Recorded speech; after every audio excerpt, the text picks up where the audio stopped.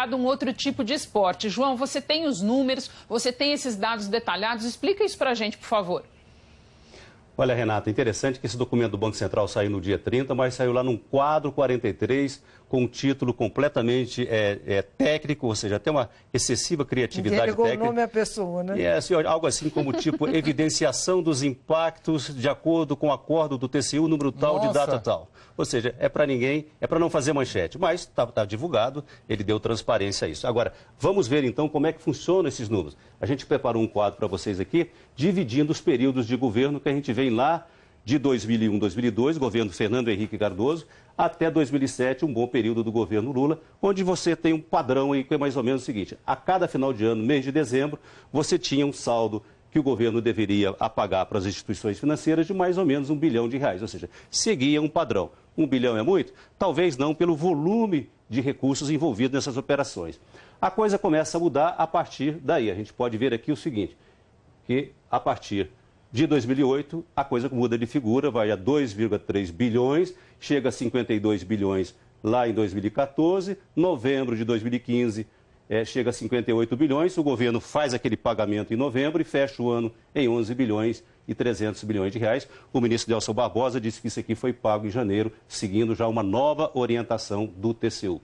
Agora, o governo também diz que... Então a pedalada de 2015 é real e é a maior de todas. A maior de todas. Aqui 2014 foi o ano da grande farra, o ano da eleição. Agora, o governo tem argumentado também que usou isso para pagar os programas sociais Bolsa Família. Vamos ver se é isso mesmo, se confere com a realidade dos números, de acordo com esse documento do Banco Central. Bolsa Família está aqui. Até julho era uma realidade, tinha um rombo sim de 2 bilhões de reais, o Banco Central deu em cima da Caixa Econômica com a fiscalização, a Caixa fez o movimento, zerou em dezembro, fechou, zero pedalada no Bolsa Família. Vamos abrir aqui agora. Então você tem dívidas com o FGTS de quase 11 bilhões, aqui você tem dívidas com Minha Casa Minha Vida também quase 8 bilhões, aqui você tem outro ponto importante, o Programa de Sustentação do Investimento, que muita gente chama de o Bolsa Empresário, que são empréstimos subsidiados por grandes empresários que o Tesouro tem que pagar, basicamente o BNDES. E aqui, finalmente, outro ponto importante, subsídios agrícolas, o governo devendo ao Banco do Brasil quase 11 bilhões de reais. Então, a gente vê que o volume de empréstimos, o volume de dívida que o governo tinha com os bancos, ele cresce exponencialmente e também não se sustenta esse argumento de que, afinal de contas, isso só foi feito para pagar os programas sociais como o Bolsa Família. O Bolsa Empresário foi o que gastou mais, né?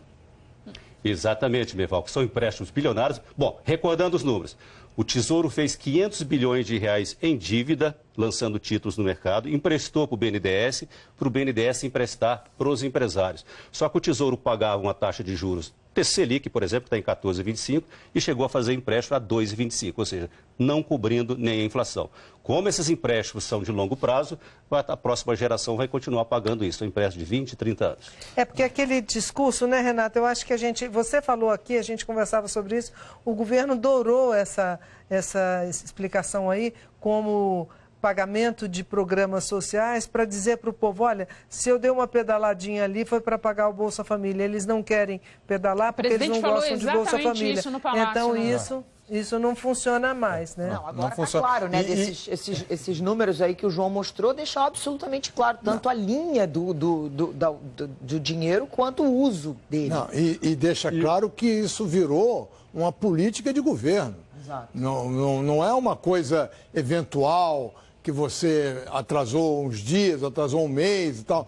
Foi uma política de governo exatamente para poder investir. Era uma maquiagem clara, né, Merval? E que isso só foi modificado agora, na reta final de 2015, já depois desse risco do processo de impeachment. Exatamente. Foi aí que o governo travou e resolveu zerar as pedaladas. E outro ponto importante é que a gente não pode esquecer que isso não está se discutindo formalidade contábil, que esse negócio é neutro. Não, isso está no centro da crise econômica brasileira, que foi a desorganização das finanças públicas, com o descrédito da política fiscal.